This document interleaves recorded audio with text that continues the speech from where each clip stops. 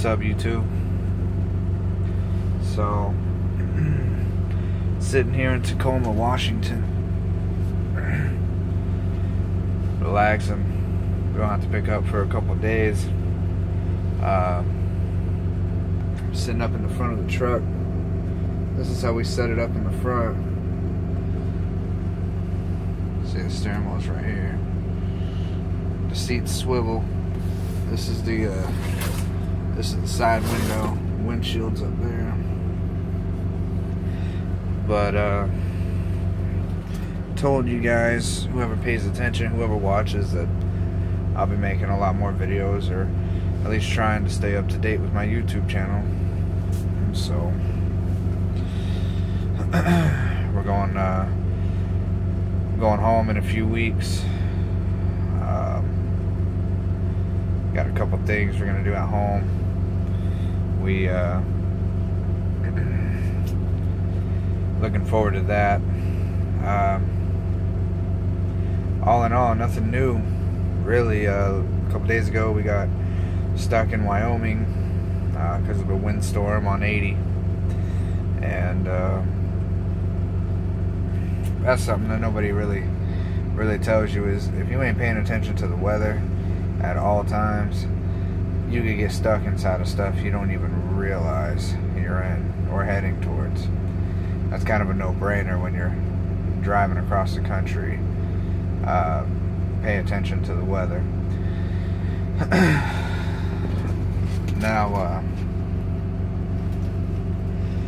some of the stuff I see on my news feed constantly, especially from these other trucking companies and stuff like that. I'm seeing a lot of trucking companies putting out their advertisements on Facebook, trying to recruit drivers and stuff like that. And all of that has to do with the fact that, you know, a lot of old drivers, especially drivers that have been in the industry for a very long time, have now left the industry.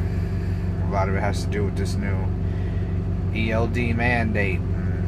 I wasn't really going to talk about it or nothing like that, but the problem I'm seeing, a lot of people have the same argument.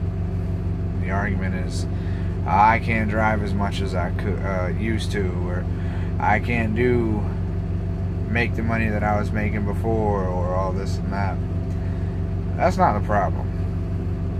The problem is you can't cheat like you did before. You can't falsify your logs like you did before.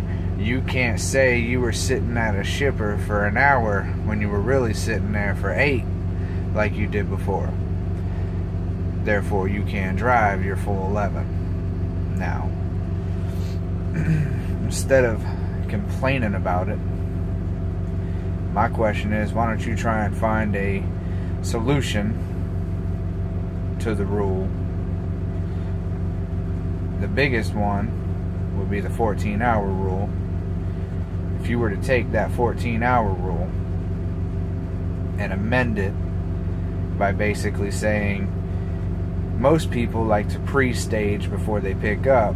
For example, if you're picking up and you're 200 miles away, you find a place close by the night before you pick up, stop there for the night, go to sleep, pick up the next day. So, an amendment to the 14-hour rule would be something like, okay, if you drive, you pre-trip and drive and start your 14-hour clock from the second you go on duty, you do pre-trip, drive, and then go off duty, and you're off duty for more than 3 hours, your 14-hour clock should start over. It shouldn't be able to continue to run down, because you are getting a 3-hour break, which in that those 3 hours would basically nullify the hour and a half that you drove, or however long it was that you drove.